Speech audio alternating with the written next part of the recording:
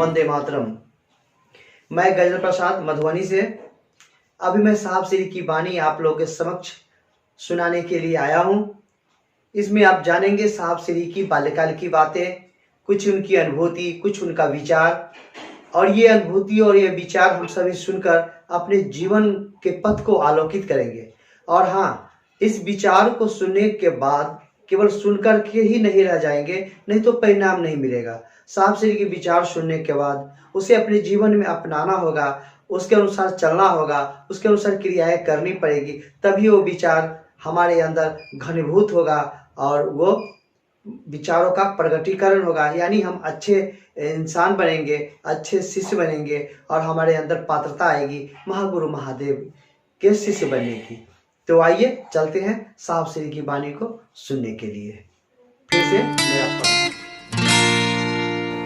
मैं बहुत छोटा था तब भी शुरू में तो बहुत बदमाश था। माँ मेरे दोनों हाथ पलंग से रस्सी से बांध के छोड़ दिया करती थी कि बदमाशी मैं नहीं करूं।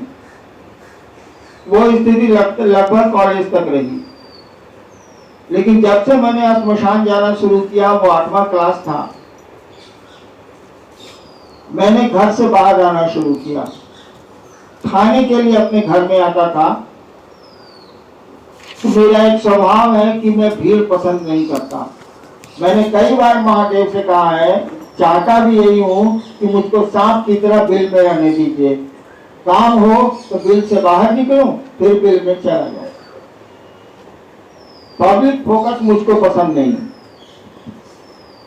वो है ना कि थोड़ी की जरूरत हमको थोड़े में गुजारा होता।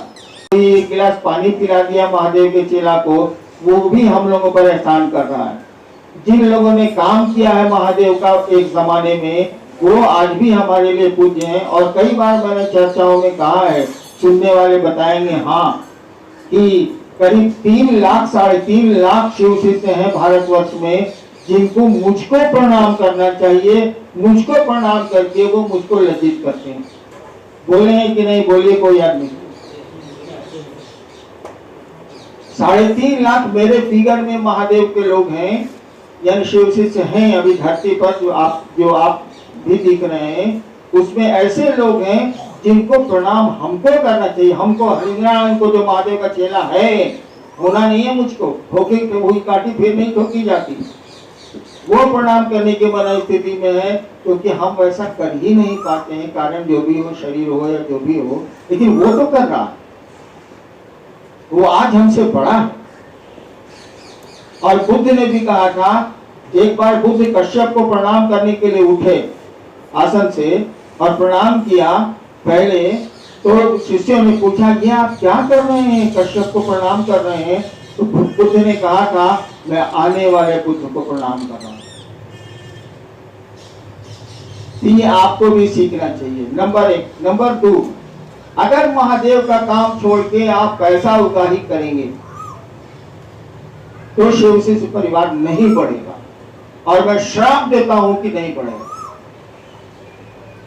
आप महादेव का काम करें और उसके साथ साथ पीछे रखें संस्था को। संस्था भी जरूरी है, न्यास भी जरूरी है, लेकिन ये चाहिएगा कि ये पैसा आगे करें हम, शिव कार्य को धीमा करें हम, तो मेरा श्राप याद रखिएगा, ना आप चलेंगे ना आपकी संस्था चलेगी। संस्था तो चलेगी, आप नहीं चलेंगे। आप सीनियर लोग हैं, आपका मैं सम्मान करता हूं और दिल से करता हूं, ये भी जान लीजिए। आपका दर्द मेरा दर्द होता है, आपकी खुशियां मेरी खुशियां होती हैं। महादेव को आगे रखिए। ढेर ऑफिस मत खेलिए। ऑफिस एक काम है, जैसे और काम है, आपको करना चाहिए, आप जरूर करें। मैं उम्मीद करता हूं, बोलने के लिए बोल रहा हूं, लेकिन मैं उम्मीद करता हूं कि संस्था का झंडा आप शिव की ओर बढ़ाएंगे, ताकि सारे लोग उस झंडे के पीछे पीछे चलें। आप सहयोग करेंगे, हुक्मरान मत बनिए। आप ऑर्डर मत दीजिए। जैसे गुरु भाई ने अभी कहीं का कहा कि आप इंस्पेक्शन करिए ऑफिसों का, this is very bad habit. आध्यात्मिक संस्थाओं में इंस्पेक्शन नहीं होता है। आप कार्यालयों में जाएं और सहयोग करें, उसको बढ़ावा दें कि वो शिव की ओर चले, और आपका भी थोड़ा काम कर दे। ताकि संस्थाएं लोगों की सहायता के लिए बनी है, आपकी सहायता के लिए बनी है, वो करेंगी। जहाँ तक ठोस काम दिखने का सवाल है, ये 3 करोड़ 2 करोड़ में क्या ठोस काम दिखेगा, जरा बताइए।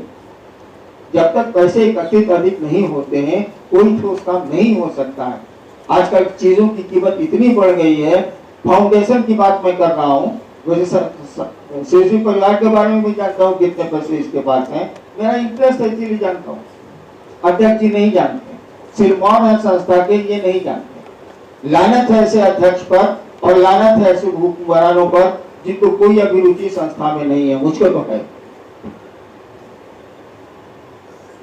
तो आप हुकूमत मत करिए, सहयोग करिए। आपके गुरु भाई हैं, आपके गुरु बहन हैं, उनका कंधा से कंधा मिला के चलिए। उनको एक गिलास पानी पिला देने से आप छोटा नहीं हो जाएंगे। ऑफिस का हुक्मरान बनने से संस्था बैठेगी, बढ़ेगी नहीं।